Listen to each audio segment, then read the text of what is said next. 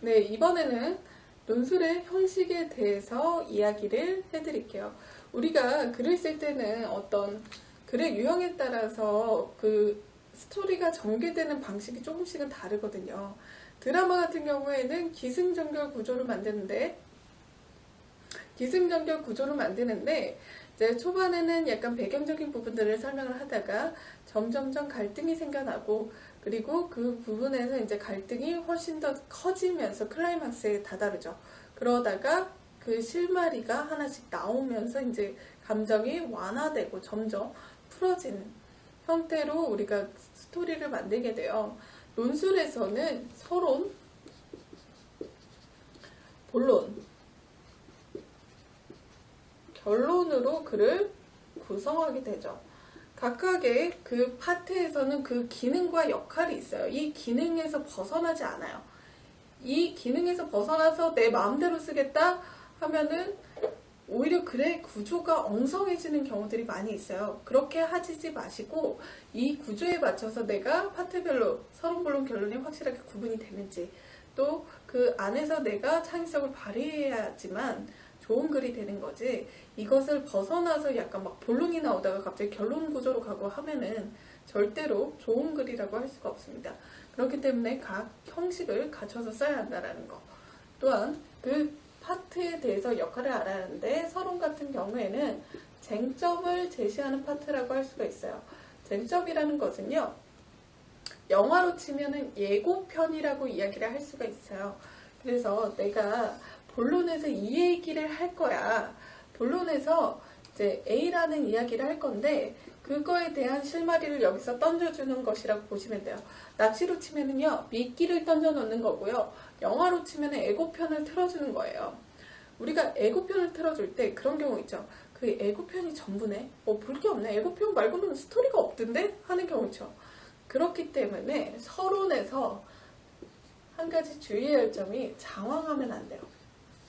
그러니까 너무 이 앞부분에 힘을 실어가지고 크게 써놓고 이제 뒤로 갈수록 막 이렇게 본론 내용편에서는 이제 거의 전개되는 내용이 없고 결론도 거의 한두 줄로 끝나버리는 경우들이 있어요.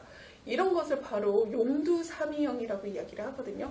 용의 머리로 시작을 했다가 나중에는 이제 뱀의 꼬리, 이제 더 심한 분들은 뭐 지렁이 꼬리 마냥 이제 한 줄 막 이렇게 끝나시는 분들이 있거든요.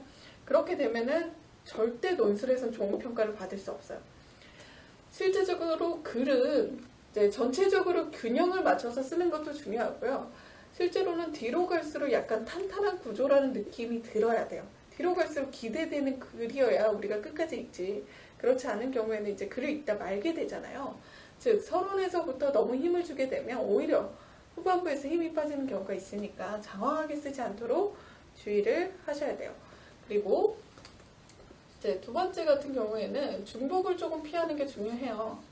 어떤 의미냐면, 간혹 그 A라는 사건에 대해서 서론에서 얘기했어. 그리고 그것을 풀어서 A를 또 설명을 해. 그리고 결론에서 다시 한번 요약을 하는 구조. 그렇게 쓰시는 분들이 있어요. 그러면 A가 계속 나오죠. 약간 변형을 시킨다고 해도 A 다시인 거예요. 그랬을 때 A에서 너무 벗어나지를 않으니까 실제적으로 계속 반복되는 구조처럼 느껴져요. 그러면은 글이 지루할 수밖에 없겠죠. 그런 글을 쓰면 안 된다. 중복을 하게 되면 글이 진부해진다.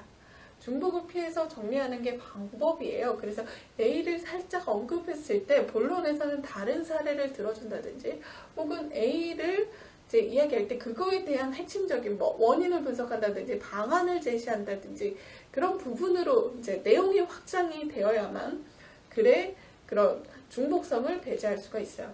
그런 식으로 전개를 해야지만 글이 전체적으로 논리적인 구조가 탄탄하다라고 볼 수가 있거든요. 그래서 그런 부분들 주의하셔야 하고요. 서론을 시작하는 방법은 다양해요. 제가 드린 자료에서도 비유로 시작하기도 하고요. 속담으로 시작하기도 하고, 최근 사례로 시작하기도 하고요. 쟁점을 바로 문제 제기를 하면서 시작하기도 해요. 서론을 작성하는 방법은 정말 다양해요. 내가 이것 중에서 조금 더 익숙한 것을 찾아서 연습을 해보면 서론 쓰는 게 어려워지진 않을 거예요. 그래서 사람마다 그 시작하는 방법이 다양해요. 정의로 시작하시는 분들도 있고요. 사례로 시작하기도 하고요. 정의로 시작할 때는 주의해야 할 게 그 문장에서 그 다음 문장으로 이어질 때 조금 끊어짐이 있는 경우들이 있거든요. 그 흐름만 조금 고려하면은 서로는 금방 이어지게끔 쓸 수 있어요. 그리고 본론 같은 경우에는요, 이제 대부분이 두세 단락으로 구성을 해요. 뭐 더 많게 쓸 수는 있어요. 이게 이제 단락 수가 정해진 건 아니지만 큰 프레임으로 봤을 때 본론이 2개냐 혹은 본론이 3개냐로 나눌 수가 있겠죠. 그랬을 때 2개로 정리하는 경우, 3개로 정리하는 경우가 다른데 내가 시험 시간이 얼마나 있느냐 그리고 그 시간 안에 쓸 수 있느냐에 따라서도 문단수를 다르게 설정하는 경우들이 많아요. 코이카 같은 경우에는 시험 시간이 짧기 때문에 대부분이 2개로 설정을 해요. 근데 이것과 비슷한 코트라를 지원하시는 친구들 같은 경우에는 대부분 3개로 갖췄어요. 3개일 때 내용이 이제 전환되거나 그런 부분에서 적절히 문단을 나눠줌으로써 약간 내용의 혼돈을 방지하는 부분들이 있거든요. 그래서 문단을 딱딱 나눠주는 거예요. 그랬을 때 2개로 썼을 때는 그런 부분에서 약간 섞이는 부분이 생길 수 있다는 거, 그거 주의는 하셔야 돼요. 이제 그런 부분에서 이제 우리가 줄수를 잠깐 체크를 할게요. 서론 같은 경우에는 내가 어느 정도 써야 돼요? 하시는 분들이 있어요. 이제 보통 4줄에서 6줄 정도 쓰는 것 같아요. 사람마다 분량 차이는 있어요. 꼭 이렇게 단정 지어서 말을 할 수는 없지만 보통 5, 6줄 이 정도, 5줄에서 7줄까지도 쓰기도 해요. 그랬을 때 그 정도 쓰게 되고요. 4줄은 조금 짧은 느낌이 될 수도 있어요. 그래서 6줄, 7줄까지도 가능하고요. 본론 같은 경우에는 2개일 경우, 3개일 경우가 줄수가 조금 달라요. 이제 3개일 경우 같은 경우에는 이제 비슷하게 설정하시는 분들도 있고요. 아니면 5줄에서 7줄 정도 정리하시는 분들도 있어요. 이제 2단락으로 하는 경우에는요, 한 단락에 그 내용이 같이 들어가는 경우들이 있기 때문에 볼륨을 조금 더 크게 잡아요. 그렇기 때문에 여기에서는 7줄에서 10줄까지 할애하시는 분들이 많이 있습니다. 이 부분에서도 만약에 내가 조금 그 문단의 구분이 그래도 필요한 것 같아 하시는 분들은 여기에서 이제 문단을 나눌 수가 있어요. 그러니까 본론 2인데 그 안에 문단은 2개로 쪼개질 수도 있어요. 그렇게 정리할 수가 있고요. 이제 본론 같은 경우에 여기서 말했던 쟁점의 내용, 즉 본격적으로 여기서 논증을 한다고 보시면 돼요. 여기서 이제 논증이 이루어진다라고 보시면 되겠죠. 어떤 식으로 논증을 하는 거냐. 즉, 예를 들어서 미세먼지 해결 방안을 물어보는 문제가 나왔어요. 그랬을 경우에는 이제 서론에서 문제 제기를 해요. 그러니까 미세먼지 문제가 지금 심각한 상황이다. 어느 정도로 심각한지를 막 이야기를 하는 거죠. 해결 방안을 묻는 문제이기 때문에 본론에서는 이제 방안을 막 제시하는 거예요. 방안을 제시하고 그 방안을 논증하는 방법이 있어요. 방안에서 이제 논증을 하는데 그 방안이 타당한지 이야기를 하려면 그 방안을 구체화해야 하고요. 그리고 사례를 들어서 그것을 입증할 수도 있습니다. 사례를 들어서 입증하는 것을 예증이라고 이야기를 하고요. 증명하는 방법은 4가지가 있어요.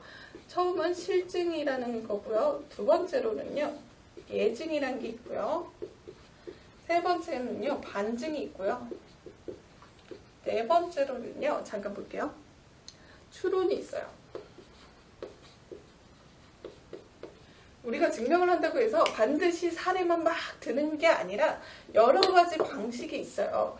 실증 같은 경우에는 너무도 확실한 증거, 사실인 경우, 그런 경우에는 반박할 수 없는, 누구도 반박할 수 없는 근거가 되는 거겠죠. 예증은 사례를 들어서 입증을 하는 거예요. 이런 사례를, 이런 부분을 벤치마킹을 하면 좋겠다라고 만약에 제시를 한다면 그것을 통해서 미세먼지량을 이제 탄소 배출량을 저감시킨 사례를 성과를 들어서 이야기를 하는 거죠. 그래서 예증을 하는 거고요. 반증 같은 경우에는 그 반박하는 증거를 내미는 거예요. 그랬을 때 그 찬반 논술이라든지 이런 데는 반박하는 근거로 이제 증명하는 경우들이 있거든요. 상대방의 주장을 완전히 거꾸로 이제 입증을 해서 이거는 맞지 않는 내용이다라고 입증을 해버리는 거예요. 4번의 추론 같은 경우에는 내가 쓰고 싶은 내용이 C야. 근데 이게 A 플러스 B 플러스 C라고 했을 때 그 B라는 것을 생략하게 되면 인과관계가 부족해서, 개연성이 부족해서 논리성이 없거든요. 근데 만약에 그 A 플러스 B라는 식을 세울 수 있고 이것을 서술할 수 있어. 충분히 추론이 될 수 있는 부분이 되는 거죠. 그랬을 때 우리가 어떤 범죄 사건이 일어났을 때 혹은 우리가 그 사건을 통해서 이렇게 된다라는 것을 추론할 수 있는 일들이 있잖아요. 그랬을 때는 그 추론을 통해서 증명도 가능해요. 그래서 일어나지 않은 일이지만 우리가 그 과거의 사실, 역사적 사실을 통해서 증명을 하곤 하죠. 그것이 바로 역사를 통한 추론이라고 볼 수가 있어요. 현대에도 그러한 문제가 발생할 수 있다라고 이야기를 할 수가 있겠죠. 그런 부분에서 이야기를 할 수가 있고요. 그 미세먼지 해결 방안이 아니라 원인을 제시하라고 했을 경우에는 문제 제기를 하고 여기서 원인을 더 다루게 될 거고요. 이제 원인에 대해서 국내 이유, 뭐 해외 이유 이렇게 나눠서 정리할 수도 있겠죠. 그리고 이제 결론으로 넘어가는 방식. 즉 논제가 요구하는 내용에 맞춰서 본론의 구성을 하는 거예요. 그랬을 때 뭐 종종 그렇게 구성하기도 해요. 본론 1에서는 약간 그러한 문제가 발생한 배경을 설명을 한 다음에 그 논제가 요구한 내용하고 해결 방안 이렇게 일정하게 구성하시는 분들도 있어요. 그렇게 논리적 흐름을 만드는 것도 이제 안 좋은 답안이 아니에요. 맞는 답안인데 논제에 맞춰서 조금 더 집중적으로 쓸 수 있는 방안도 있다. 그것에 맞춰서 썼을 때 훨씬 더 풍성하게 근거를 제시할 수 있고 방안의 타당성도 입증을 할 수가 있다. 생각을 해볼 수가 있어요. 그래서 논제가 요구한 내용은 본론에서 충분히 이제 내용이 제시가 되어야 합니다. 본론에서 입증을 하신다고 보면 돼요. 가끔 문제가 여러 개로 구성되어 있는 경우가 있어요. 코이카 같은 경우에도 뭐 문제가 4개, 5개가 연결된 경우가 있거든요. 이렇게. 그랬을 때 이거를 대체 어떻게 넣지? 이렇게 생각을 하게 돼요. 계열을 짤 때 1번에는 약간 개념이나 정의 뭐 이런 부분들, 사례라든지 이런 거라면 1번은 서론에서 정리할 수도 있어요. 1번 같은 경우. 뭐 2번 같은 경우에는 뭐 살짝 사례라든지 이런 부분에서 물어본 게 있었다면 서론에서도 충분히 다룰 수 있는 부분이에요. 근데 그거에 대한 원인과 뭐 분석하는 거라든지 증명하는 과정에서는 이거는 다 본론으로 돌아가야 돼요. 해결 방안을 물어보는 경우도 마찬가지예요. 가끔 이 부분을 결론으로 밀어넣는 분들이 있는데 그것보다는 본론에서 충분히 내용을 다뤄주는 경우가 훨씬 더 좋다. 그래서 개념이나 일부 그 살짝 그 문제 제기로 쓸 수 있는 부분이라면 서론으로 넣고 그렇지 않는 경우에는 본론에서 충분히 내용을 다뤄주는 방향으로 형식을 짜야 합니다. 그리고 이제 결론 같은 경우에는 그 제가 제시한 그 부분에서도 여러 가지 방안들이 있지만 대부분이 취하는 방법이 요약이에요. 근데 요약을 할 때 그 사람들이 간과하는 부분이 있어요. 즉 본론에서 썼던 얘기 그대로 쓰는 경우가 있어요. 그렇게 쓰면은 안 돼요. 그렇게 쓰면은 글이 중복되게 되죠. 그러면 그 요약의 기능이 실질적으로 결론을 하나만 하는 경우들이 생겨요. 그렇게 하지 말고 약간 변주를 줘야 해요. 즉 본론에서 나오지 않은 문장으로 혹은 인용으로 그 패러프라이징을 따로 하는 거예요. 그랬을 때 그 요약이 색다른 느낌을 줄 수가 있거든요. 여기서 차별성이 생길 수가 있는 거죠. 그래서 저는 함축적으로 설명하는 것을 이제 조금 더 선호하는 편이에요. 어떤 문장을 인용한다든지 혹은 사자성어를 쓴다든지 이런 것들이 있거든요. 근데 그 사자성어도 너무 진부한 것보다는 조금 그 의미를 찾아서 긴밀하게 연결하는 방향으로 정리를 하기도 하고요. 혹은 뭐 어떤 비유나 묘사를 통해서 이제 결론을 짓기도 하고 영화나 뭐 일반적인 그 드라마라든지 이런 부분에서 소재 나왔던 부분이 있다면 연결할 수 있는 건 연결을 할 수도 있어요. 아니면 여기에서 기업의 역할을 강조하면서 끝내기도 해요. 즉 코이카에서 어떤 역할을 해야 한다는 부분에서 메시지를 전달하면서 빵! 끝! 이렇게 하는 경우들이 있거든요. 그래서 결론 같은 경우에는 여러 가지 방식이 있는데 중요한 거는 여기서 중복되지 않도록 하는 거 중요하고요. 그리고 요약을 할 때는 약간의 변주를 줘야 한다. 중복되는 느낌이 이제 최대한 배제될 수 있도록 노력해야 한다는 거. 결론도 신경 쓰셔야 돼요. 결론에서 신경 쓸 때 여기서 차별성이 조금 생기는 경우들도 있고 활용 점점이 돼요. 글을 읽었는데 본론 좋았는데 결론도 좋았다 이렇게 끝날 수가 있는데 본론 좋았는데 결론은 좀 아쉽네 이렇게 되는 사람들도 있거든요. 이것도 이제 구간 점수를 나눈다고 했으면 이제 뭐 20점, 60점, 20점 이렇게 나눈다고 치면 결론에서 마이너스가 되는 거잖아요. 그렇게 생각을 한다면 결론도 좀 더 신경을 써야겠죠. 대부분이 이제 뭐 버린 카드 마냥 결론을 대충 요약하시더라고요. 그러지 않고 조금 더 신경 쓰면 좋겠다라고 이야기를 할 수가 있어요. 신경 썼어요. 신경 써서 꼭 답안을 작성했으면 좋겠어요. 여러분들이 글을 쓰면서 서로 물론 결론은 알고 있지만 실제적으로 이것에 맞춰서 글을 구성하지 못하는 경우들이 종종 있고 또 어색해하는 경우들이 있어요.